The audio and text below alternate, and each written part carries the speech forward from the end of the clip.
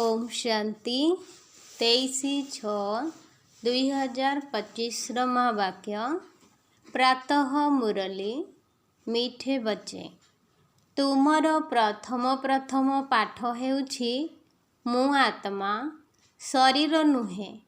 आत्म अभिमानी होई रहिले बाबांकर याद रहिबो। प्रश्न अछि तुम मानक पाखरे केउ गुप्त संपत्ति अछि जहा मनुष्य मानक पाखरे नाही। प्रश्न अछि तुम मानक पाखरे केउ गुप्त संपत्ति अछि जहा मनुष्य मानक पाखरे नाही।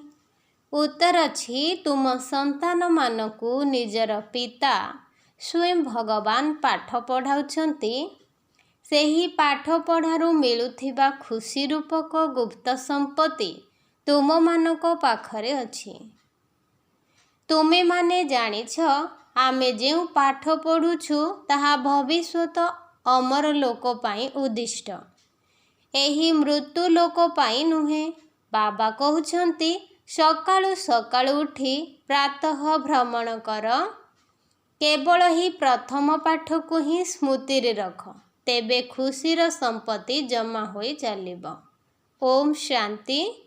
बाबा पिला मानकु पचारुछंती पिला माने आत्माभिमानी होई बसिछ, निजकु आत्मा भावी बसिछ। आम मानकु परमात्मा बाबा पढ़ाउछंती। पिला मानकरे ही स्मृति आसुछि जे आमे देह नुहे आत्माटु। पिला मानकु देही अभिमानी करिबा पाई बाबांको मेहनत करिबाकु पडुछि। पिला माने आत्म अभिमानी होई रही पारु नाहांती। घड़ी घड़ी देह अभिमान रे आसी जाउछंती। सेथि पाई बाबा पचारुछंती आत्म अभिमानी होई रहुछ। आत्म अभिमानी हेले ही बाबांकर स्मृति आसीबो। जदि देह अभिमानी हेबो तेबे लौकिक संबंधी मने पड़िबे।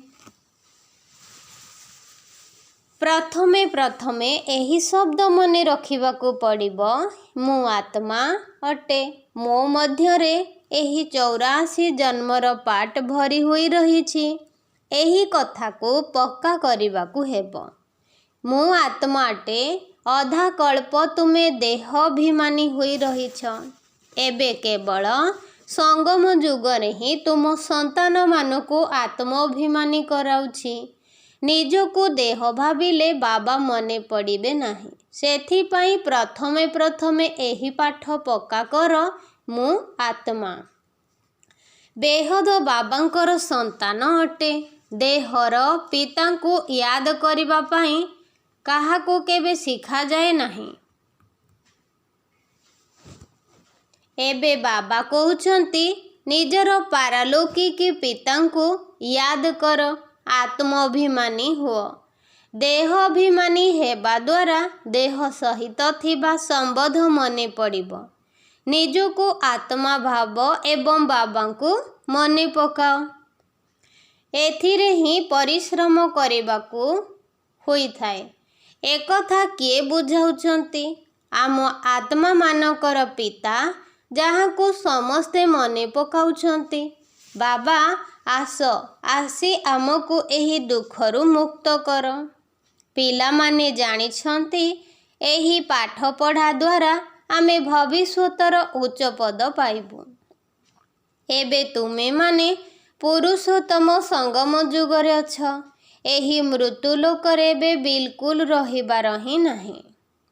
एही पाठ पढ़ा मोर भविष्यत 21 जन्म पाई उद्दिष्ट।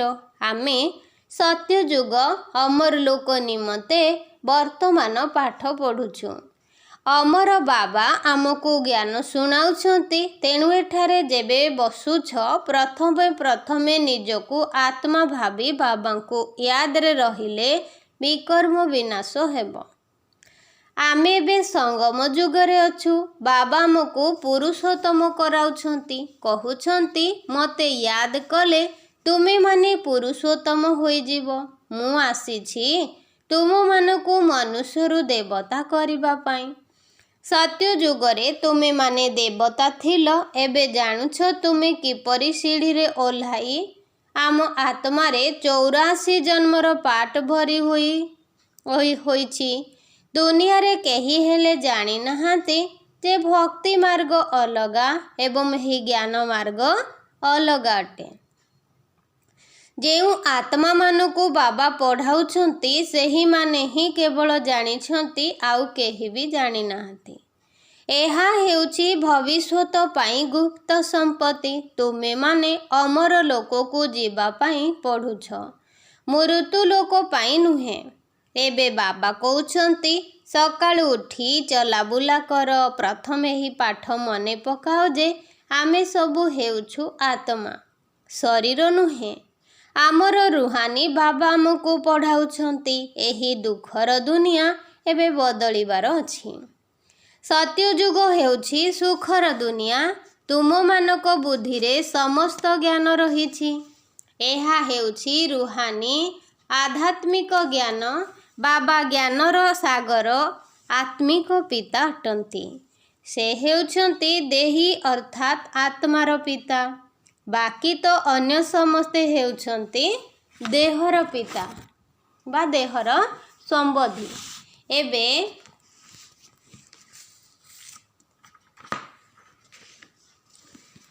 एबे देहर संबंध तुटाई जनक सहित संबंध जोड़िबाकु हेबो। गायन मध्य करुछंती मोर एकमात्र शिव बाबा, द्वितीय केही भी नहांती। आमे एक बाबांकु ही याद करुछु, देह को मध्य याद करू नाहु। एही पुराणा देह को तो निश्चय छाड़िबाकु पड़िबो। एही ज्ञान मध्य तुमको ही मिलुछि।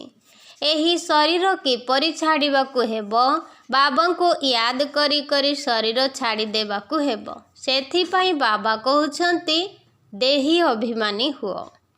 निज भितरे सर्वदा घटुथा। बाबा कहते निज भितरे सर्वदा घटुथाओ, अर्थात यही कथा को चिंतन कर कि बाबा बीज एवं वृक्ष को मने पकेबाकु हेबो। शास्त्र रे एही कल्प वृक्षर मध्य वृत्तांत रहिछि। ए कथा मध्य पिला माने जानिछंती।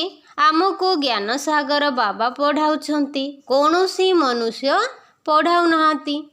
एहा बुद्धि रे पक्का करि नेबा उचित। पढ़िबाकु तो हेबो ना। सत्य जुगरे मध्य देहधारी पढ़ाइबे। ये किंतु देहधारी नुहंती।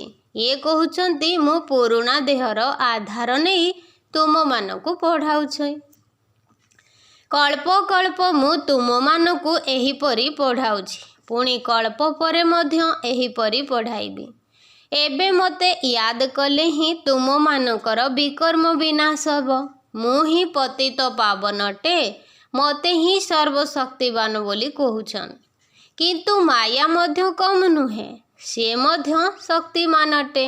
केमिति पतन मार्ग को नहीं आसीछि, बाबा कोती केमिति पतन मार्ग को नहीं आसुछि।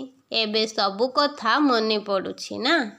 84 चक्रर मध्य गायन रहिछि। एहा मनुष्य मानकर ही कथा अटे।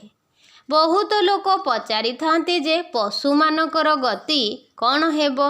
अरे एठारे पशु मानकर कथा कुहा जाउ नाही। बाबा मध्य पिला मानक सहित कथा हेउछंती। बाहर लोक तो बाबा को जानी ही नहांती, तेणु से कौन कथा हेबे। केही केही कहउछंती आमे बाबांको सहित मिसिबाकू चाहुछु, किछि हेले बाबांको विषय जानी नहांती। केवल ओलटा सीधा प्रश्न करिवे। 7 दिनर कोर्स करिबा परे मध्य संपूर्ण रूपे बुझी न थांती जे ये आमर देहर बापा अटंती। बाबा कहउचंती 7 दिन कोर्स करिबा परे मध्य संपूर्ण रूपे बुझी न थांती जे ये आमर बेहदर बाबा अटंती। जे पुरुणा भक्त और बहुत भक्ति करुछंती तांको बुद्धि रे ज्ञान सबु कथा आसी जाउछि। भक्ति कम करिथिले बुद्धि रे कम ज्ञान रहिबो। तुमे माने हेउछ सबुठारु अधिक पुरुणा भक्त। गायन मध्य रहिछि भगवान भक्तिर फल देबाकू आसीथांती, किंतु काहाकू एकथा कौन जनाछि कि ज्ञान मार्ग एवं भक्ति मार्ग बिल्कुल ही अलग। सारा दुनिया भक्ति मार्गरे अछि। कोटिकरे गोटिए केही ए पाठ आसी पढ़ुछंती। ए ज्ञान हेउछि मधुर। 84 जन्मर चक्र को मध्य मनुष्य माने जानिबे ना। तुमे माने आगरू किछि हेले जानि नथिल। शिवं को मध्य जानि नथिल। केते अधिक संख्यारे शिवं को मंदिर रहिछि। समस्ते शिवंकर पूजा करिथांती, जल ढाली थांती, शिवाय नमः मध्य कहिथांती। काहींकी पूजा करुछंती किछि हेले काहाकू जणा नाही। लक्ष्मी नारायणकर पूजा काहींकी करुछंती?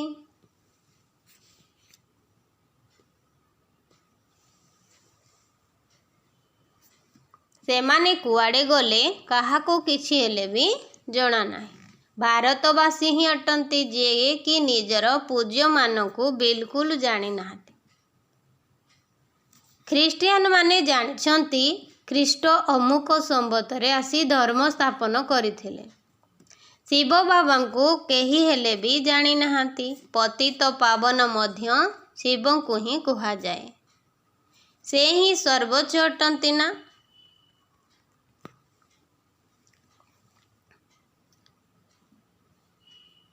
तांकर सबुठारु अधिक सेवा करुछंती। से ही समस्तंकर सद्गति दाता अटंती। देख तुम मानकू किपरि आसी पढ़ाउछंती। बाबांकू मध्य डाकुछंती जे आसी आमकू पवित्र कर। केतेक धूमधाम रे मंदिर रे पूजा करुछंती। केते पैसा मध्य खर्च करुछंती। बाबा कहउचंती केते पैसा खर्च मध्य करुछंती। श्रीनाथ मंदिर को एबे जगन्नाथ मंदिर को जाई देख। दिहे तो एक ही अटंती ना। जगन्नाथ पाखरे बाबा कोती जगन्नाथ पाखरे अन्न हांडी चढ़ई थांती। श्रीनाथ पाखरे तो बहुत स्वादिष्ट भोग तैयारी करि थांती। फरक काहींकी रहिछि कारण को जानिबा दरकार ना। श्रीनाथ एवं जगन्नाथ उभयंक मध्यरे कला करि देउछन। कारण तो किछि हेले केही बुझी नाहा। जगन्नाथ लक्ष्मी नारायण को ही कुहाजिब अथवा राधाकृष्ण को कुहाजिब। राधाकृष्ण लक्ष्मी नारायण को संबंध कौन एकथा मध्य केही जानी नाहांती। एबे तुम संतान माने जानुछ जे आमे दिने पूज्य देवता थिलु पुणी पूजारी होई जाइछु। चक्र लगाई आसुछु। एबे पुणी देवता हेबा पई आमे पढ़ुछु। एही पाठ कौनसी मनुष्य पढ़ाउ नाहांती। भगवान बाच बोली कुहा जाए। ज्ञान सागर मध्य भगवान को कुहा जाइछि। एठारे तो भक्तिर सागर बहुत अछंती जेउ माने पतित पावन ज्ञान सागर बाबा को याद करुछंती। तुमे माने पतित होई जाइछ पुणी पवित्र निश्चित हेब। एहा हेउछि केवल पतित मानकर दुनिया। एहा स्वर्ग नुहे। वैकुंठ केउठी रहिछि एहा काहाकू जणा नाही। केही देह त्याग कले कहिथांती वैकुंठ को गला। तेबे पुणी नरकर भोजन आदि काहींकी तांको खुआउछंती। सत्य जुगरे तो बहुत फल फूल आदि थिबो। एठारे कौन अछि? एहा हेउछि नरक। एबे तुमे जानिछ बाबांको द्वारा में स्वर्गवासी हेबार पुरुषार्थ करुछु। वर्तमान पतितरु पावन हेबाकू ही पड़िबो। बाबा उपाय तो बताउछंती कि कल्प कल्प बाबा ही रास्ता बताई थांती। केवल मते याद कले भी कर्म विनाश हेबो। एबे तुमे जानुछ आमे पुरुषोत्तम संगम जुगरे अछु। तुमे माने कहुछ बाबा आमे 5000 वर्ष पूर्वरु मध्य एहीपरि होइथिलु। तुमे माने ही जानिछ कल्प कल्प एही अमर कथा बाबांको ठारू शुणुछु। शिव बाबा ही अमरनाथ हटंती। बाकी एपरि नुहे जे पार्वती को बसी अमर कथा शुणाउथिले। ताहा हेउछि भक्ति मार्गर कथा। ज्ञान एवं भक्ति को केवल तुमे ही बुझीछ। कथारे अछि ब्राह्मण मानकर दिन पुणी ब्राह्मण मानकर राति। बाबा बुझाउचंती तुमे ब्राह्मण अटना। आदि देव ही ब्राह्मण ही थिले। तांकू देवता कुहाजिब नाही। आदि देवंको पाखकू मध्य जाई थांती। देवी मानकर मध्य केते प्रकार नाम रही। तुमे माने ईश्वरीय सेवा करुथिबारु तुम मानकर गायन रही। जेउ भारत दिने निर्विकारी थिला ताहा पुणी विकारी होई जाइछि। वर्तमान यह रावण राज्य अटे ना। संगम जुगरे तुम संतान माने बे पुरुषोत्तम हेउछ। तुम मानक उपरे बृहस्पतिर अविनाशी दशा पड़िछि। सेथिपाई तुमे अमरपुरीर मालिक होई जाउछ। बाबा तुम मानकु पढ़ाउछंती मनुष्यरु देवता करेबा पाई स्वर्गर मालिक हेबा पाई बृहस्पतिर दशा बसिछि। तुमे माने स्वर्ग अमरपुरी को निश्चय जीव, बाकी पाठ पढ़ार स्थिति तल उपर होई जाउछि। बाबांको स्मृति ही भूली जाउछंती। बाबा कहउछंती मते याद कर। गीतारे मध्य रहिछि भगवान बाच काम महा शत्रु अटे। गीता को समते तो पढ़ुछंती किंतु विकार को केही जीतु नहांती। भगवान केबे कथा कहिथिले कि 5000 वर्ष होई गलानी। एबे पुणी भगवान कहउछंती काम महाशत्रु अटे, एहा उपरे विजय प्राप्त करिबाकू हेबो। एहा आदि मध्य अंत समस्तंकु दुख देई थाए। मुख्य हेउछि काम विकारर कथा। कामग्रस्त हेबाकू ही पतित कुहा जाइछि।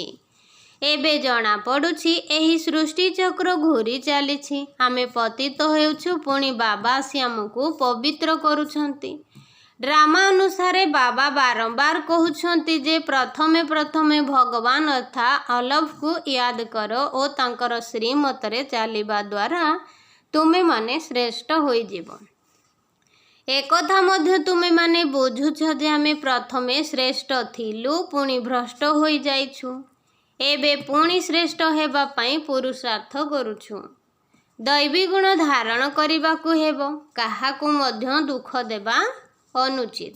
समस्त को एही सत रास्ता बताई चलो। बाबा कहउछंती मते याद कर, तेबे पाप नाश हेबो। पतित पावन बोली तुमे माने मते ही कहउछ ना। एकथा काहाकू जना नाही जे पतित पावन किपरि आसी पवित्र करुछंती। कल्प पूर्वरु मध्य बाबा एकथा कहिथिले जे मामेकम याद करो। एहा हेउछि योगाग्नि जहा द्वारा पाप दग्ध हेउछि। खाद बाहरी जीवा द्वारा आत्मा पवित्र होई जाई थाए। सोनारे ही खाद पकाई थांती। पुणी अलंकार मध्य सेही परी होई थाए। एबे तुम संतान मानकु बाबा बुझाउछंती जे आत्मारे किपरि विकारर खाद पड़ुछि, ताकू बाहर करिबाकू हेबो। बाबांकर मध्य ड्रामार पार्ट रहिछि, जहा द्वारा तुम मानकु आसी देही अभिमानी कराउछंती। आत्मा को तो पवित्र हेबाकू पड़िबो।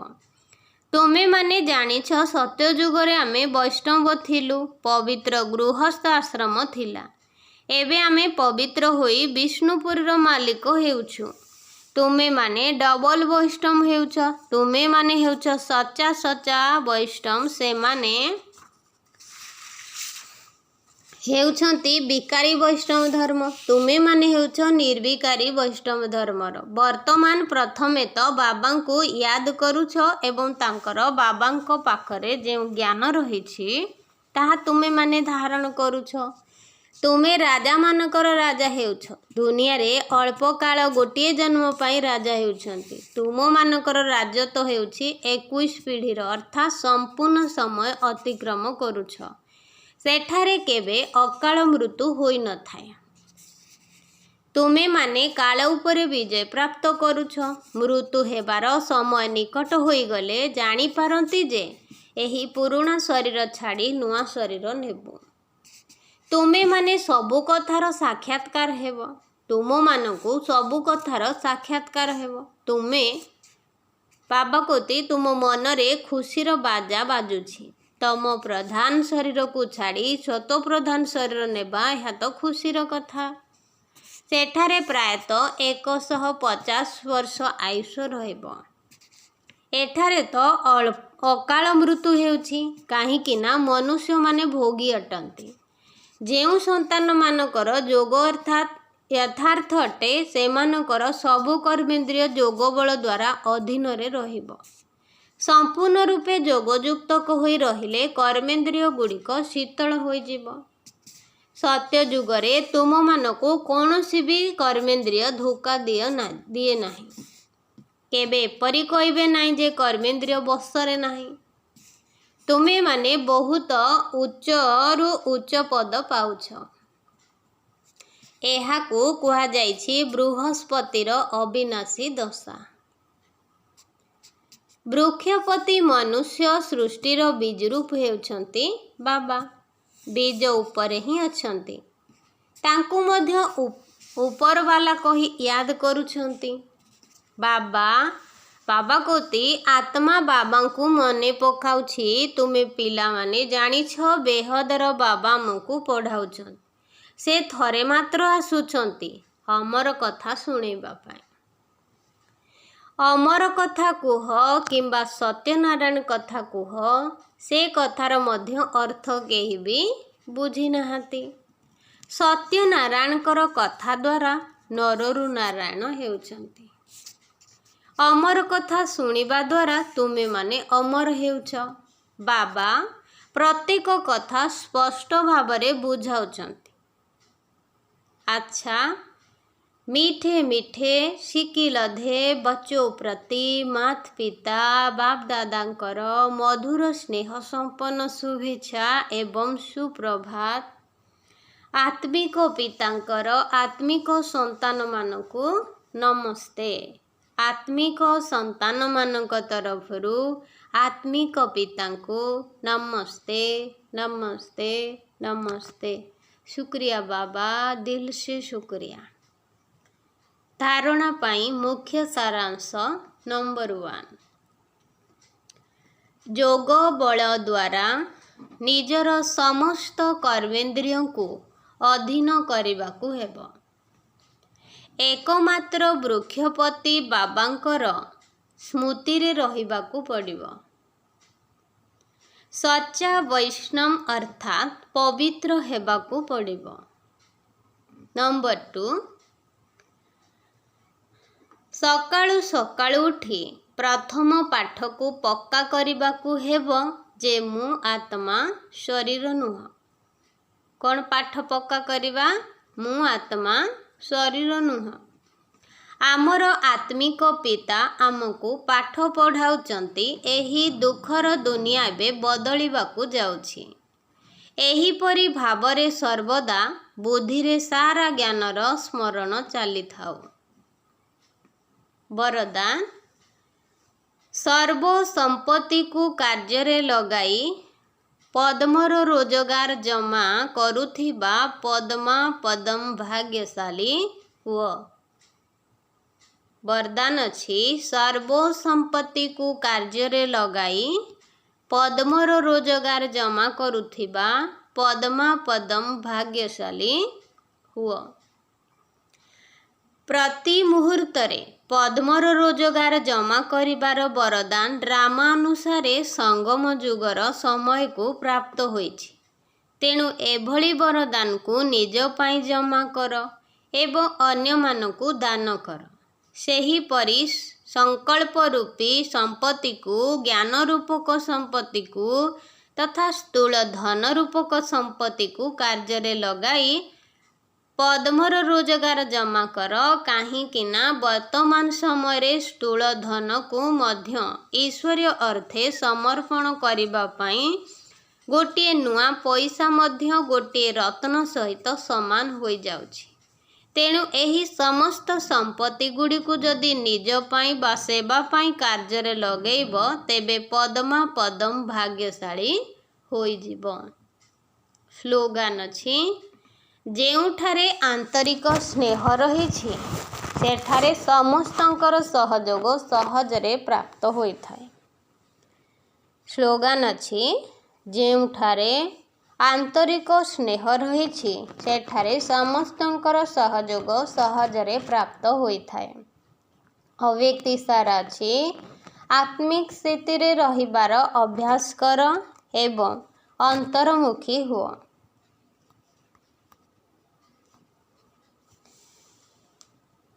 एबे तुमे माने एभली पारदर्शी अर्थात सूक्ष्म शरीरधारी होई जाओ जहाँकि तुम शरीर भितरे आत्मा विराजमान थिबार समस्तଙ୍କୁ देखाଯାଅ। तुमମାନଙ୍କର आत्मिक स्वरूप स्थिति सेମାନଙ୍କୁ ମଧ୍ୟ आत्मिक स्वरूपर साक्षात्कार कराओ। एहाकु ही कुहाଯାଏ अव्यक्त स्थिति बा आत्मिक स्थितिर अनुभव करेइबा। ओम शांति।